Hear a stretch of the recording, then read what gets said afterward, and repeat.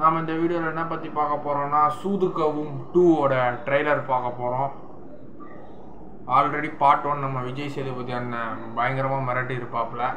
இப்போ part 2ஓட trailer இது வந்து நம்ம சிவா அண்ணன், அப்புறம் நம்ம கருணாகரன், அதுக்கப்புறம் நம்ம அந்த பில்லாவில் 1-2ல் கொஞ்சம் வெளிலாம் நடிப்பார் அவரு, அப்புறம் ஜெயிலரில் அந்த யோகி பாபா அண்ணன்கிட்ட இப்படி ஹேண்டு ஸ்லாப் வாங்குவார் அந்த ஒரு அடியால், அங்கே ஒரு ஸ்டண்ட் மேனாக இருப்பார் அவரு.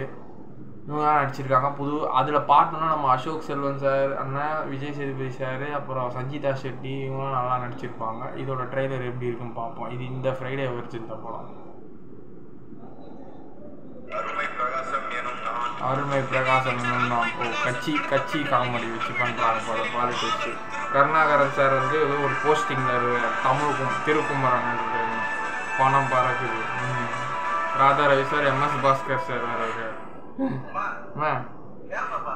ஏமா பாதிக்கிற சோத்து என்ன விஷம் வச்சியான்னு அப்படிதான் மொட்டையிலே அடி.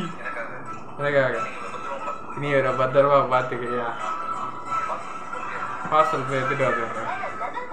வேற லெவல் மாமா, காமெடி அடிஞ்சு போல. கருணாகரன் அரசியலில் கீப்புகள்லாம் வச்சிருக்கிறாரு படத்தில். 2 போட்டு இந்த சைடு, இன்னொரு போட்டு இந்த சைடு. என்ன சரக்கு போ, சபா கிசமா இருக்கு. பார்ட் 1ல நடந்த அந்த சம்பவம் அதை அப்படியே ரீபேக் பண்றாங்க. ஆக்ஷன் நடக்குது.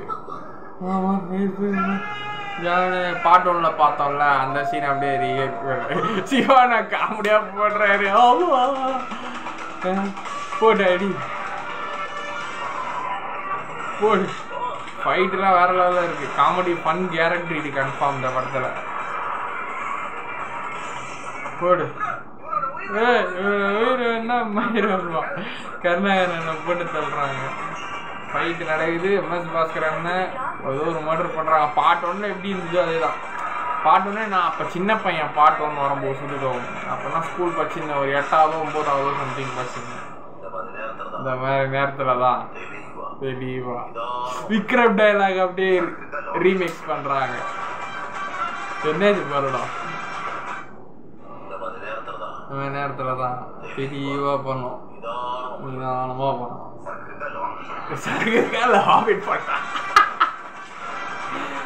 வராத நாடும் நாட்டு மக்களும் தீக்கலாம் ப்ரோ. கல்யாணம் பண்ணிட்டு நிம்மதியாக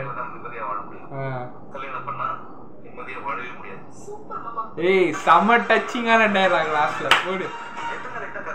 எத்தனை கற்பனையிலே வாழ்ந்துட்டு இருப்பேன். பேசாம ஒரு கல்யாணம் பண்ற வேண்டியதானே. பொண்ணுங்களோட கற்பனை தான்டா வாழ முடியும். கல்யாணம் பண்ணா நிம்மதியா வாழவே முடியாது.